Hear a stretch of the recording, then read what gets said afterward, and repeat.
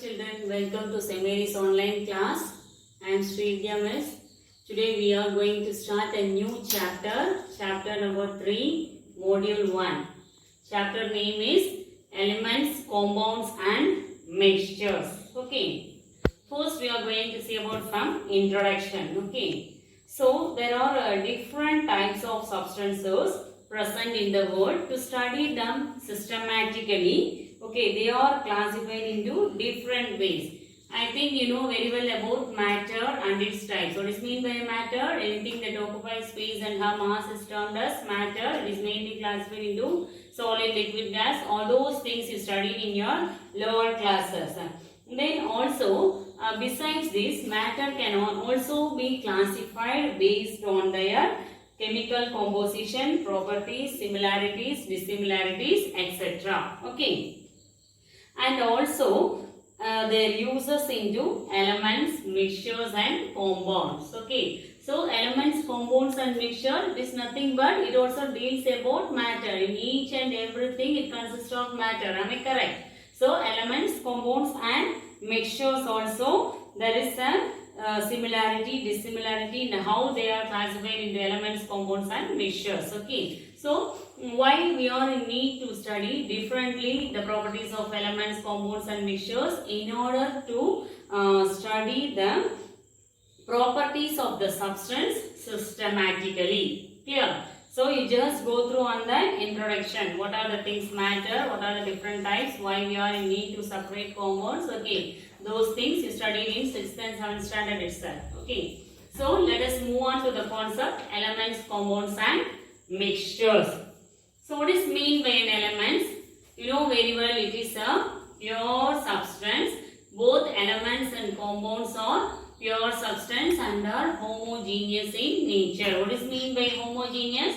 After combining 2 or more elements or after mixing, it remains as a single compound or single solution. Okay, so elements and compounds are pure and homogeneous. Then what about mixtures? It is an impure compound. It may be homogeneous or sometimes it may be heterogeneous. Okay. Then now we are going to see some definitions or properties of these compounds. What is mean by a pure substance? A pure substance means it must have a definite chemical composition.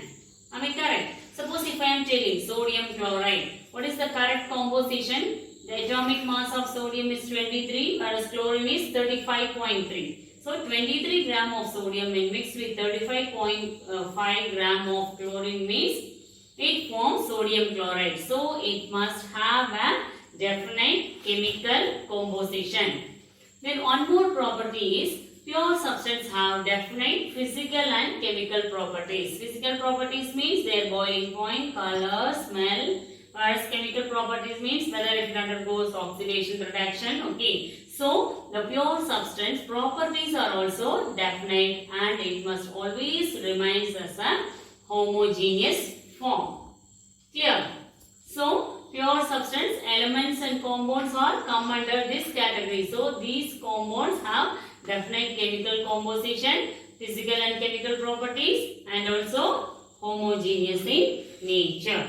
For example, gold, sodium chloride, okay, or examples of pure substances. You try to find out some more pure substances, okay, as you observe in the day-to-day life.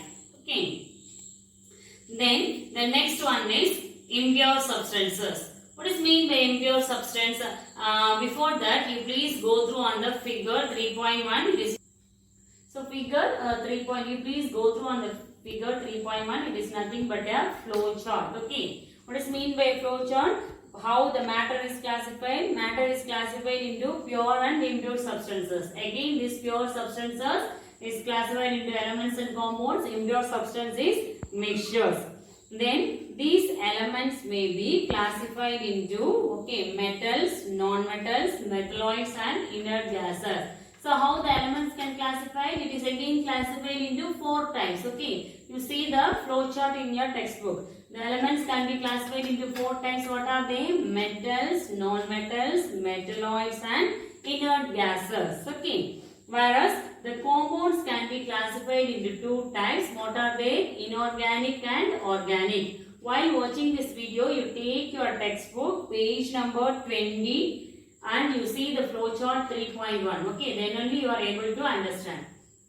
So, elements can be classified into four types. What are they? Metals, non-metals, metalloids, and inert gases.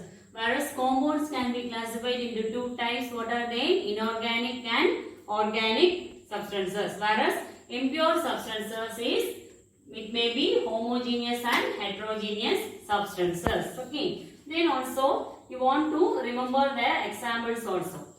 So impure, before that, okay. So impure substances means two or more substances mixed in any ratio. Pure substance means it must be in fixed ratio, whereas impure substance means two or more substances mixed in any ratio. For example, air, petrol, sugar solution, paint, cosmetics. So many examples. Okay, you can observe these are all examples of an impure substance. Okay, I will just explain the flow chart. So the next one, let me explain the figure. That means the flow chart 3.1. Okay, so you please go through on figure 3.1. Okay, 3.1. So figure 3.1. Okay, so matter can be mainly classified into pure and impure substance. Then again, this pure substance is classified into two types, elements and compounds. Again, the elements can be classified into four types: metals, non-metals, metalloids, inert gas. Okay. Then the compounds again classified into two types. What are they? Inorganic and organic. Once again, I am repeating, while watching this video, you take your textbook and listen. Okay. So, inorganic example is sodium chloride, magnesium oxide, water, etc. Whereas organic is sugar, alcohol, vinegar, etc. Then the impure substance is classified into two types. What are they? Homogeneous and heterogeneous. Example for homogeneous is tap water, air, etc. Heterogeneous is oil in water, sand and water. Okay, you know very well. They exist in two different layers. These are some of the examples of heterogeneous. Then, you see, elements can be classified into four types. What are they? Metals. Examples are sodium, potassium, lithium, magnesium, etc. The first two group elements in the periodic tables are metals.